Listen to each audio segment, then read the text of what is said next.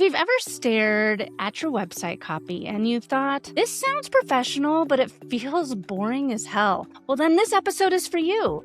Because today we are talking about conversion copy that makes people want to stop scrolling, makes them want to smile, and then more importantly, it makes them want to click.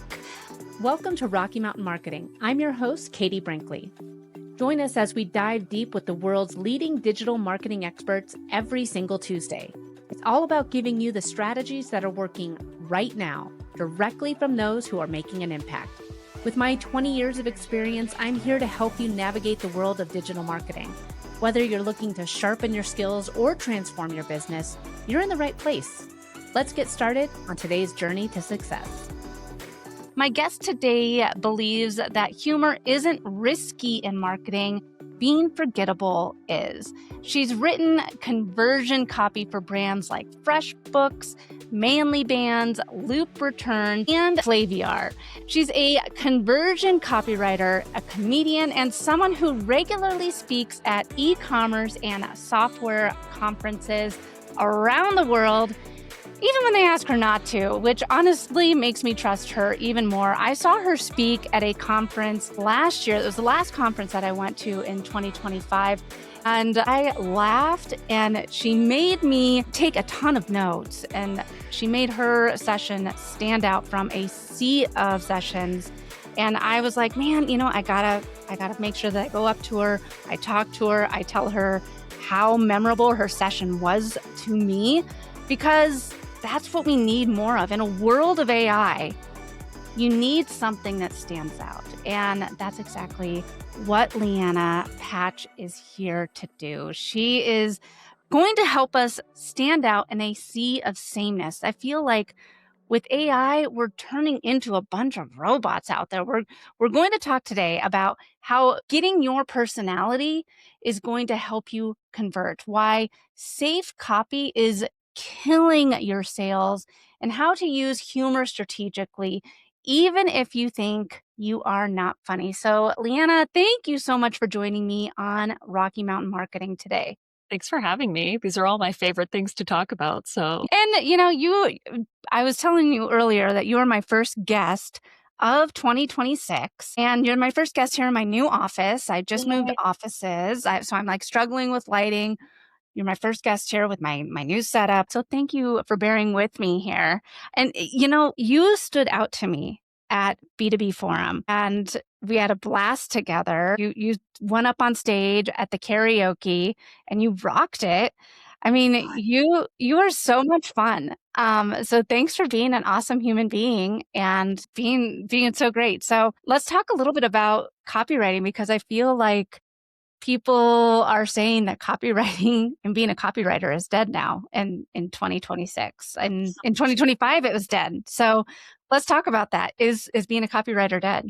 I don't think so. And as far as my inbox and bottom line can tell, no, still a very healthy pipeline for me, at least. I know that I have a competitive moat because there's the conversion angle and there's the humor angle. And so I've just niched all the way down, like a turtle sort of digging. Well, I really it's been a turtle morning. I did the awkward turtle earlier. Do you remember this? It's a very millennial thing. Anyway, completely digressing. Totally forgot your question. We're doing amazing. Yeah, I know we're killing it today. So, being a copywriter in an age of AI. Yeah. You can still do it. Yes. And I am also seeing AI everywhere, AI copy everywhere. I actually had my first instance of going to an e-commerce site last night and seeing just an enormous wall of ChatGPT copy-pasted copy in there. And I decided not to buy from them because of that. But if you run a small business, if your business depends on connecting one-to-one with customers, your personality is your biggest ability to sell, right? And ChatGPT and Claude and Gemini and Perplexity cannot make that up for you because they are simply an amalgam of everything that's ever been published on the internet, which means they are the average. And if you don't want to be average, you should just be yourself. And you also are amazingly funny. So how can we bring that humor into, in being safe? I know a lot of people are like, oh, I don't want to offend anyone. So, and if we go the AI route, that's a little bit safer. True, true. There are ways to be funny in a safe way. I like to think of humor as a spectrum. So, like, over here is really corporate and boring, and over here is like Cards Against Humanity making Holocaust jokes. Most people don't want to go all the way to this end of the spectrum. It's very risky, right? But over here is where you get like wholesome humor and cute dogs and babies, like people falling down but not getting hurt, and like dad jokes and puns are all in this very safe, friendly spectrum. And so like that's the right area to play in if you're just getting started. And you can also think about like, hey, what do I find funny? And then examine that more. Like, okay, I really love these comics. I love these comedians or these TV shows. What do they all have in common? Right. And so if somebody's like, I really love Parks and Rec and Eliza Schlesinger. I don't know if you know her. She's an amazing comedian. Like, what do these things have in common? We might say, okay, there's a lot of like physical comedy in them. There's a lot of self-deprecation and people being embarrassed. How do I bring that into my copy? And that will feel more authentic than trying to be funny in a way that's not you. And I think that you're leading me at, like, teeing me up for all my questions here. So this is Okay. perfect. Thank you. So you saw an e-commerce site just recently and you said, man, this is obviously written Yeah. by ChatGPT. Yeah. And when tools like ChatGPT or Gemini or Perplexity first hit the scene, honestly, what was your first reaction as a copywriter? Were you kind of like, ugh? Oh, yeah, I was terrified. I had several conversations about, existential doom with some of my closest copywriter friends. Because for a lot of businesses, that copy is good enough, and especially in the e-commerce realm where it's about sending traffic. If you have 10,000 visitors a day, you can just send more people to the page and they'll convert at a certain percentage. And like, that doesn't matter. But if you have 50 visitors a day, and you need to get on calls with 10 of them, like your copy matters so much more. So yes, I have been keeping an eye on it, not rejecting it. I use Claude, I use ChatGPT, but I find that whenever I ask them to do a copywriting task, the output is just really disappointing. And I think Yeah. there are a lot of people who can't tell when something is ChatGPT, but there are also a lot of people who can and who are super turned off by it. Yeah, and I think that you can see it, and that's because you are a trained copywriter. You can immediately see some of this ChatGPT, Perplexity, AI written copy and say, "Yep, this is why humans still have jobs." So Right. from your perspective, what can AI do really well when it comes to copywriting?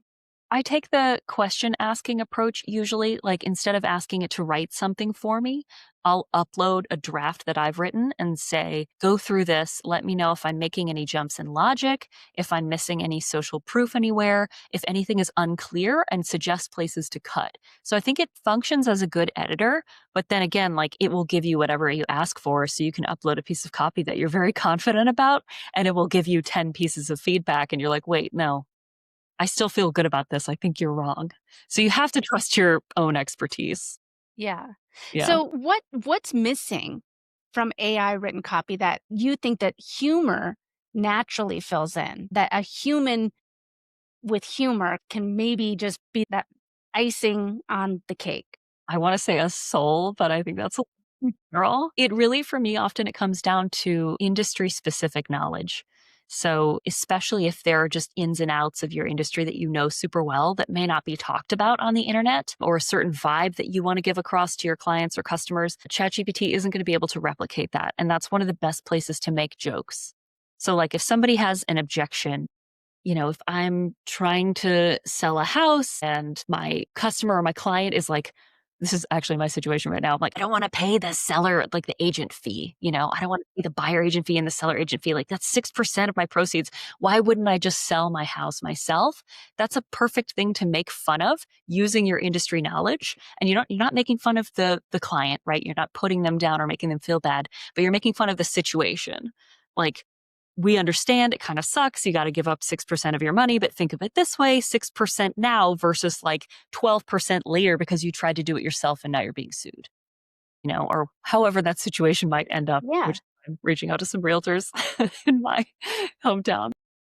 Yeah, and I think that's one of the things that really is relatable is finding the relatable things that really unite all of Yeah. us that a computer doesn't understand, Yeah. right? Even when you ask an LLM to write a joke, I find that what you get back is like something that's kind of in the shape of a joke, but doesn't have a punchline, you know? It'll be like very confidently delivering this like 3-part punch, and then the third part has nothing to do with the setup. And it's like, hey, that's not funny. And of course it goes, oh, you're absolutely right. I'm so sorry. I'm a machine. Like, I haven't ever laughed in my life because I'm not real.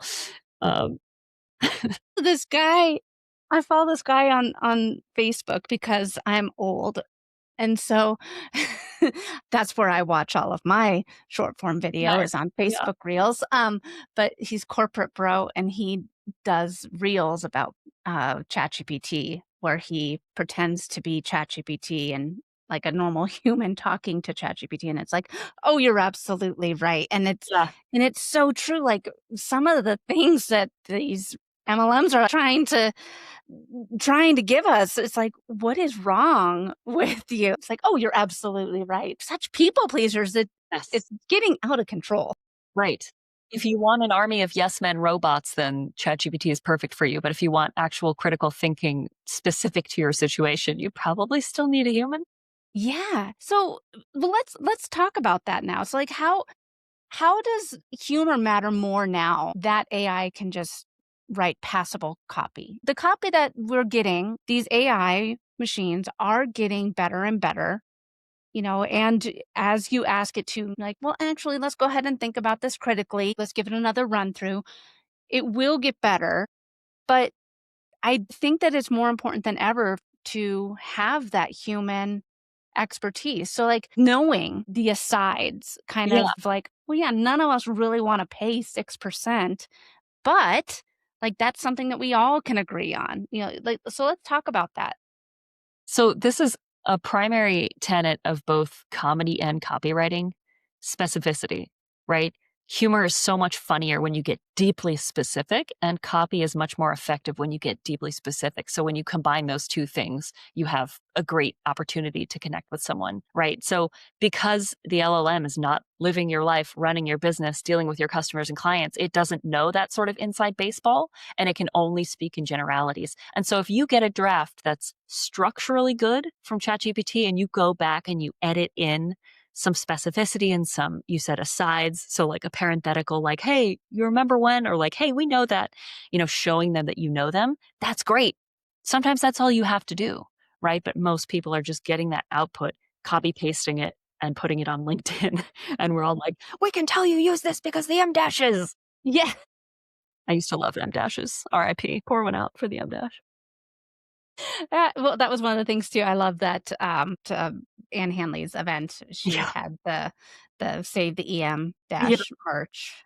Good for her, right? Well, and the I do appreciate that ChatGPT has gotten better with the emojis for all social media. That's reduced the amount of emojis that have Yeah. in They outputs. still sneak in there. They do. I know. I have also heard, Katie, that we've reached sort of the pinnacle of what LLMs are going to be able to generate. Like they got so much better over the last year and the year before that. But I don't know if I can't, I have no idea where I read this in passing, but it was like they're about as good as they're going to get. And that advances are going to be made on like the agent side and the programming side, not necessarily the language generation side, especially because now we're feeding them all of their own junk back again. It's like if you have a dog and they throw up and then they eat the throw up, like that's what we're doing to ChatGPT. And I'm so sorry for that disgusting metaphor. You're so funny, and I feel like my audience hasn't truly had the opportunity to appreciate how funny you are. But I think that a lot of people get nervous on being funny in their copy, Yeah. especially, so some of our clients at Next Up Social are lawyers. Mhm. Or, I come from corporate. So I used to work for the Rockies TV station and the company that owned us, I remember we had to like eventually we ended up having to have the CMO had to approve tweets that before they went out. And I was like, look, I'm just tweeting about the baseball game. Yeah. Anyways, it's getting ridiculous here. Yeah. And that's what happens a lot of times. I think people are, oh, well, legal's never going to approve this. So how do you balance that when people are like, oh, I don't know if they're going to approve this, if it's going to be too funny? I mean, I will say that as a differentiator as a small business, if there's not a million committees to get through for approval, then you can be flexible and quick and funny and witty, and that can break you into bigger markets, right? Because you're allowed to stand out that way. And I see that a lot with brands. They start out really small and scrappy and funny. And then as they grow and maybe venture capital acquires them or more partners come on, they start getting scared. And eventually they end up sounding just like everyone else because there's too much to lose by having an opinion, right? Yeah, I see that happen a lot. Like I have clients who are lawyers and their sense of humor sets them apart in their market. And these are independent attorneys who run their own small firms, right? So they have the ability to make these decisions. But like I work with someone in Houston who is an estate attorney, and his slogan is death and taxes handled. And his site makes a bunch of references to like, hey, what happens to your stuff when you die? And we even put together this entire visual and metaphorical journey that you go on called the final voyage, right? Like you send your family on this final voyage when you die. And depending on how much you had your shit together, they're going to be going out on an inflatable raft and sinking immediately, or they'll be on like a luxury cruise ship sailing straight to the destination, right? And so like, these are the kinds of things, if you're trying to find an estate attorney in Houston, you're Googling and you're like, okay, they sound the same. They sound the same. They sound the same. Ooh, death. Like nobody has the word death. It's always like, they're passing. You've lost your loved one and we're very, and he's like, yeah, people die. Yeah. I can help you with that. Like I can make it easier on your family. And so that's the one you remember out of the 10 that you looked at. So have you ever seen humor used badly Oh yeah. or completely miss the mark? Oh yeah. I think the two biggest mistakes are being needlessly offensive to the reader and having humor where it's not serving any strategic purpose, right? Having too many jokes. And so often I'll go through and like ruthlessly cut, if you're getting in the way of your own point, like conversion should come first and then comedy. But yeah, being overly offensive for no reason, if that's not your brand, will kill your trust and make people hate you, right? Yeah. So the easiest things to make fun of, like I said, are something we can both see around us that's happening, which is called observational humor. So think like Jerry Seinfeld. What's the deal with airplane food? Like, oh yeah, we can all agree airplane food sucks. It's not you that sucks. It's not me that sucks. It's this thing, right? Or you can self-deprecate a little bit, right? Like, it's hard to be here today because I haven't had any coffee, but if I do have coffee, my heart will explode. And that is also coming directly from my lived experience right now. Yeah. So I know that you have a workshop coming up very soon. Mhm. Tell us a little bit about this workshop in case people are interested and the link for it. Yeah. It has nothing to do with anything that makes me money in my business, but I wanted to do it. It's called Stage Presence in a Can, and it's about how to have more fun when you're speaking. And the way that I'm structuring the workshop is putting together your talk, what to do right before your talk, what to do during your talk, especially if you get nervous and feel like you're bombing, and then what to do after.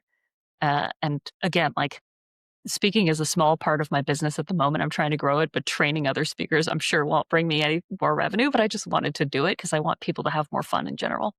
Nice. I love it.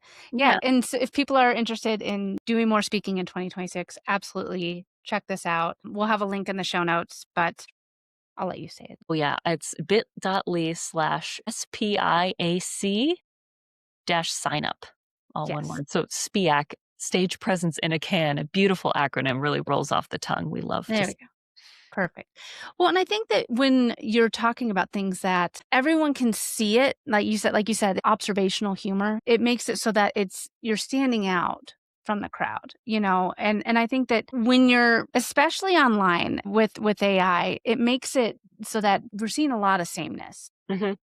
And whether it's for social media, it's for website copy, it's for your talk, if you can have something that helps you stand out, people are going to want to say, "Hey, it worked for your session." I was like, "Man, I've got to talk to her. She's so funny. Yeah. I've never thought about it this way."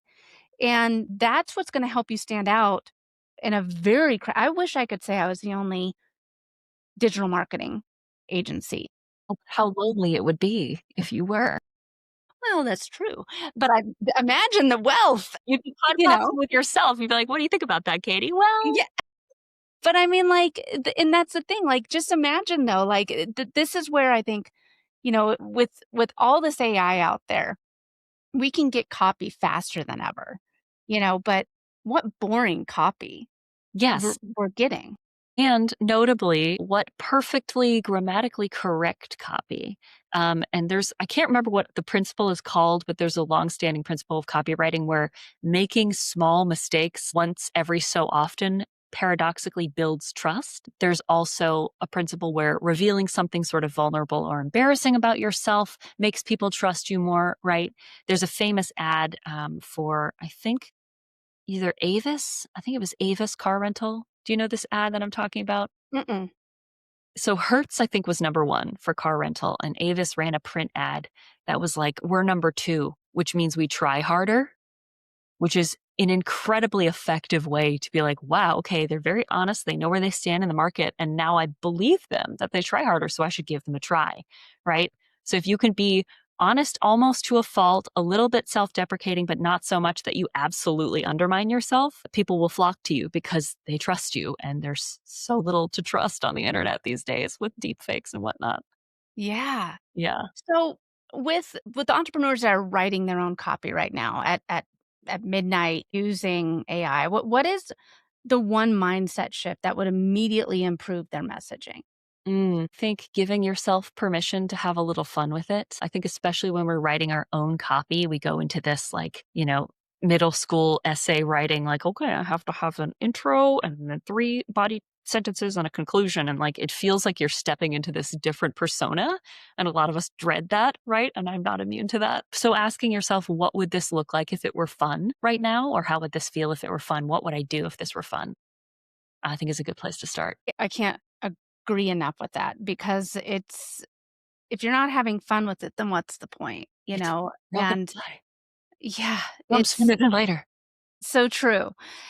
How can they make sure that because I think that that's one of the biggest things that will help everybody get more business, get more leads, everything Yeah.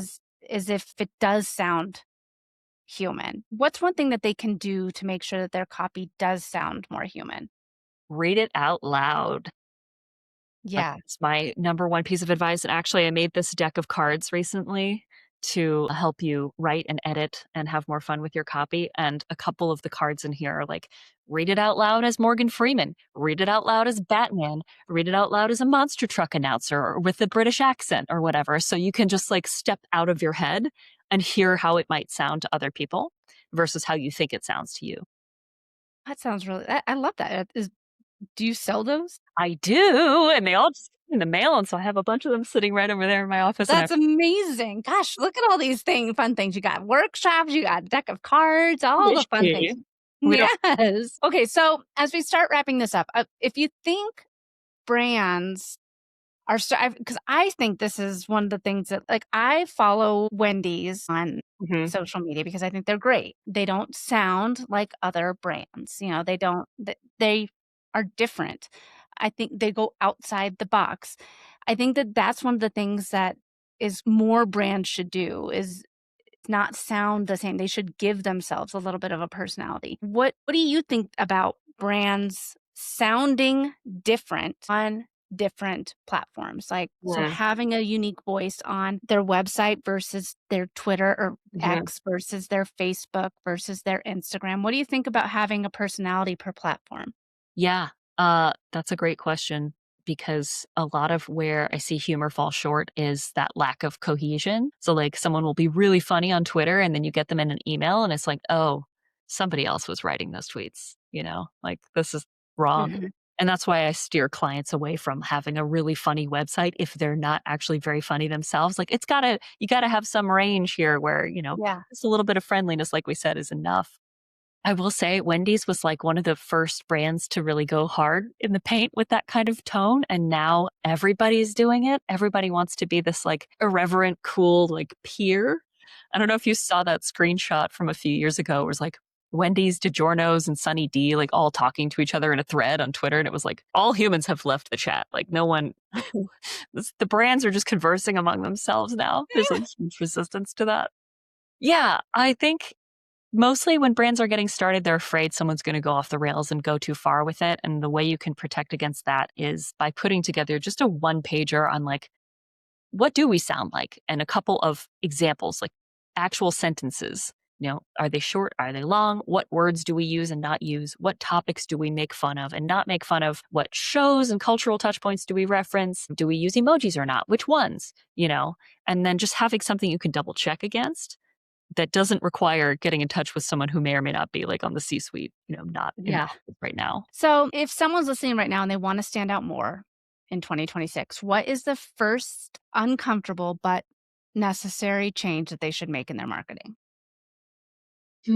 I would say, given that I've already told them to give themselves permission, have a little bit of fun, examine what they think is funny, start making jokes, and they don't have to be like knock, knock, who's there, punchlines, jokes, right? You can just like do one of these, like, hey, isn't it funny when? And that gets you so much of the same goodwill as actual jokes. Try it in an email PS, maybe like start peppering in subtle, references and in jokes and like more personality, especially in email, because that's your one-to-one connection with customers and clients.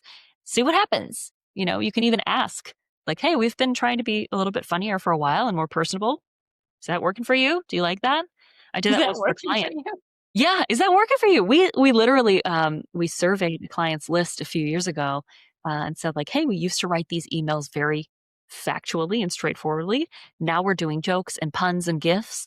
Do you like the new version? And 85% of people said, yes, keep it coming. We love the new version. And then I went and killed the other 15%. See? Yeah. Yeah, see, there it is. Thank you. Starting my day off with some smiles. Yeah. All right, so Leanna, where can people learn more about you, follow your work, sign up for your class, or laugh while becoming better marketers? punchlinecopy.com and Punchline Copy on all the social things when I don't have the apps deleted from my phone because they make me so sad. Awesome. Well, check out Leanna at punchlinecopy.com, Punchline Copy on all the socials. Again, she has that amazing webinar coming up. We will have that linked in the show notes as well. But thank you again so much for joining us on Rocky Mountain Marketing today. Thanks so much, Katie. This was fun. Thanks so much for listening to this week's episode of Rocky Mountain Marketing. I hope you're leaving with valuable insights and the inspiration to lead your market. If you've enjoyed our time together and found today's podcast episode useful, I have a small favor to ask of you. Please hit that subscribe button to stay updated with the latest episodes. And if you know someone who could benefit from these episodes, maybe a fellow business leader or an aspiring entrepreneur, go ahead and share this episode with them. Let's spread the knowledge and grow together. Also, I'd love to hear from you and continue the conversation beyond the podcast. Visit me at katiebrinkley.com to connect, to find more resources, or just to share your journey. And be sure to pick up your copy of my new book, The Social Shift, at katiebrinkley.com/book. Thanks again for tuning in. I'm Katie Brinkley, and I can't wait to dive into more strategies and stories with you on the next episode of Rocky Mountain Marketing. Let's keep on taking your marketing to new heights.